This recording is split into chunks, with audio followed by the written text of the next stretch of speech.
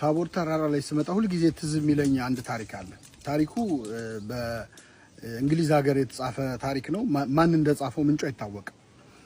ሶስት ዛፎች በአንድ ትልቅ ተራራ ላይ በቅለው ያለ ገና ችግኝ እያሉ ለወደፊቱ ስታድግ ምን መሆን ትፈልጋለህ አይነት ውይይት ይወያያሉ። እና ውይይታቸው ላይ አንደኛው ዛፍ እኔ ለወደፊቱ መሆን የምፈልገው በጣም አድጌ ጥሩ ዛፍ ሆኜ ሰዎች ቆርጠውኝ ወስደው የንጉስ ዙፋን አድርገው እንዲሰሩኝ ነው ይላል። ማለት ንጉስ የሚቀመጥበት ዙፋን እንደሆነ ነው የምፈልገው ይላል።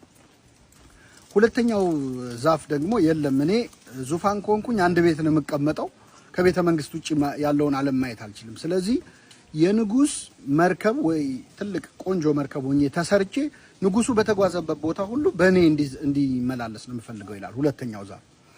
ሶስተኛው ዛፍ ምንድነው ምኞት ተብሎ ሲጠየቅ አይ እኔ ዙፋንም መሆን አልፈልግም ወይም ጀልባም ማነው እንትንም መርከብም መሆን አልፈልግም፣ እኔ ከዛፍነት መልቀቅ አልፈልግም፣ እዚሁ እንዳለው እያደኩ ሄጄ በጣም ረዝሜ መጨረሻ ላይ ሰማይ ደርሼ ሰዎች በእኔ ላይ ተንጠላጥለው ወደ ገነት እንዲገቡ ነው የምፈልገው ይላል።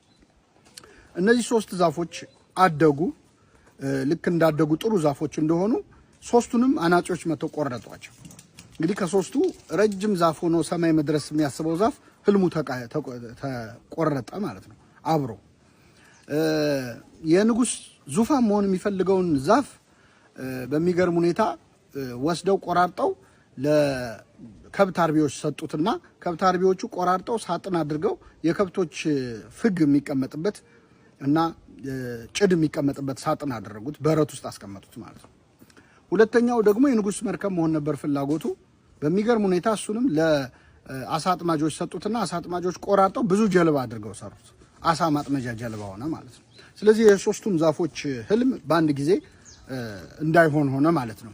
ይህ ከሆነ ከብዙ ዓመት በኋላ አንዲት ልትወልድ የቀረበች የ15 ዓመት ብላቴና በአንድ ስፍራ ለመውለድ ተቸግራ በእንግዶች ማደሪያ ቦታ ስትፈልግ በመጨረሻ ላይ የምትወልድበት ቦታ ስታጣ በረት ውስጥ ገብታ የከብቶች ፍግ ወይም ጭድ የሚቀመጥበት ሳጥን ውስጥ ህፃኗን ወለደችና አስተኛችው። ይህች እናት ድንግል ማርያም ነበረች። የወለደችው ህፃን ክርስቶስ ነው። የዚህ ዛፍ ህልሙ የንጉስ ዙፋን መሆን ነበረ። የሰማይና የምድር ንጉስ ዙፋን የመሆን እድል አገኘ ማለት ነው። ሁለተኛው ዛፍ ደግሞ የንጉስ መርከብ መሆን ነበር የፈለገው።